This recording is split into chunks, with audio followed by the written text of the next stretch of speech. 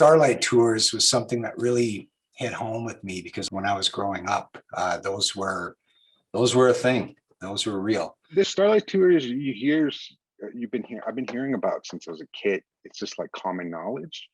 When you grow up on the res, I think it's an abuse of power, and I think it should be eradicated. There's a lot of nastiness there, and there's a lot of stuff covered up. So I'm very proud that Tribal is going there and not covering up what really happens in real life. Let's go.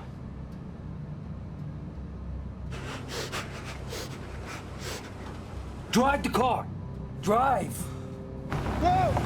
Whoa!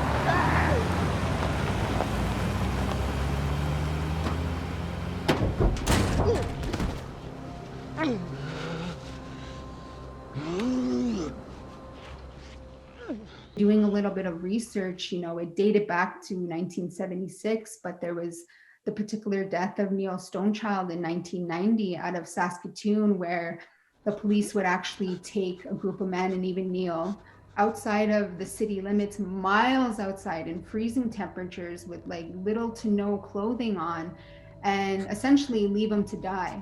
It's like walk off your intoxication or just walk it off. And a lot of those people didn't make it. And, a lot of people didn't even come forward because it's like police investigating police. How'd he die? Hypothermia. We found him on the Blackfoot Reserve. Nash doesn't live on the reserve. Where'd you find him? On the side of the road. In the middle of nowhere? We don't know what happened yet. The hell you don't. You gonna let them get away with this? I never heard of any deaths per se in my community where I grew up, but there was definitely some frostbite and missing fingers and missing toes because they would take shoes and they'd drive you out and just to sober you up, teach you a lesson.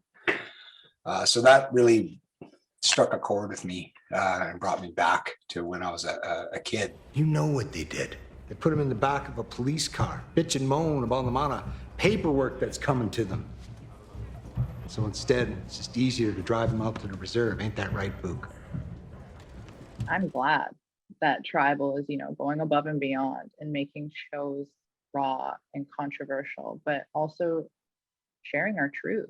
If I get the opportunity to tell our stories in a way that makes people look back at the actual history of it, then I've done my job as a performer. And so now, we have an opportunity to change the narrative.